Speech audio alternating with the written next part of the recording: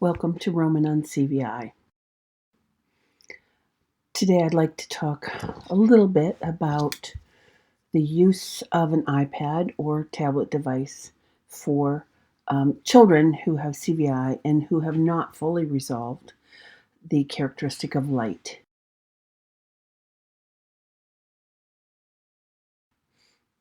It's important I take a little moment here and just underscore the concept of resolving a characteristic. It really almost never happens. That you will find that even those individuals who are in phase 3 CVI continue to show some vestige of that characteristic at some level.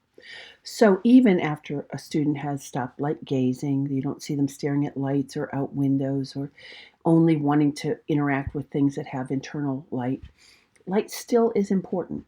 Um, we may talk about the light box, but today I want to specifically talk about a tablet device such as an iPad. The iPad can be used for many purposes and is really almost a perfect low vision device for students with CVI. So the iPad has backlighting, it has movement, it has highly saturated color, and it, in many cases, can respond contingently to a touch. Here are some of the specific examples I want to share with you. The iPad can be used to preview an environment. So let's say an O&M lesson includes a new setting where I'm taking the student, or a parent is taking a child to a new place. The iPad can be used to photograph that setting and to begin to explain it to the student. Use salient features, describe using comparative language how these things are, how this space is like something they've seen before and how in fact it's different. An iPad can be used to help a student who's in a group activity access information they wouldn't otherwise. So, for example, I've seen many classrooms sort of circle time or morning meeting activities in which a teacher has a presentation or a story or a demonstration. If that same thing can be videoed or can be photographed using the iPad, it can be brought directly to the student, and an adult can then explain to the student what is being seen by the rest of the group. It's possible to even reduce the image so that just the salient features or just the target image is shown, and the student now can participate. I think about a student I observed once who was in a group activity in which a seasonal story was being read, and the student I know had turned his back at the back of this group and was listening, but in no way was facing the teacher. It really didn't matter. He couldn't see what the teacher was doing anyway.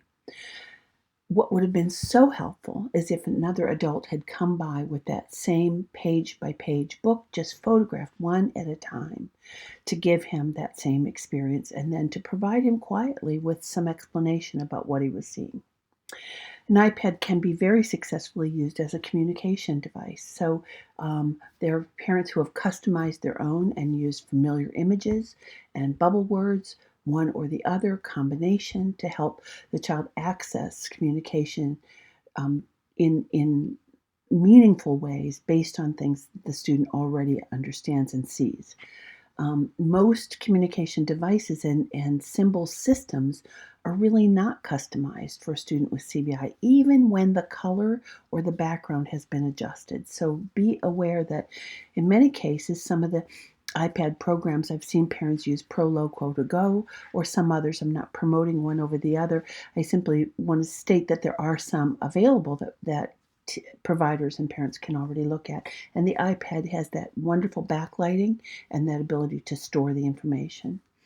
Um, an iPad can also be used to bring another kind of a distant experience closer. So if a student is going on a field trip or you're taking your child somewhere and there are targets that are far away, we're looking for, the reindeer at holiday season, but they're up on the roof. The child can't see them.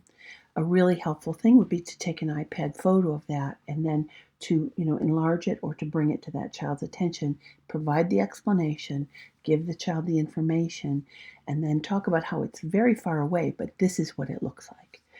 An iPad can be used to review social experiences. So sometimes things happen in a classroom, or there's a classroom activity occurring, and the student with CVI is not the center of that activity and can't be within arm's reach or even 3 or 4 feet. Someone using an iPad to video what's happening, or again, depending upon where the child scores on the range, maybe use just photos, can be a very helpful way for that student to be able to participate in real time with what's being presented to the rest of the class.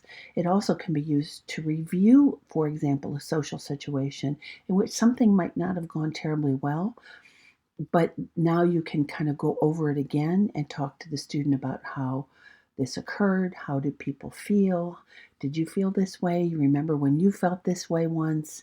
So it's a way to, again, allow a moment that otherwise might be lost because it happens so quickly to actually be recreated or reviewed.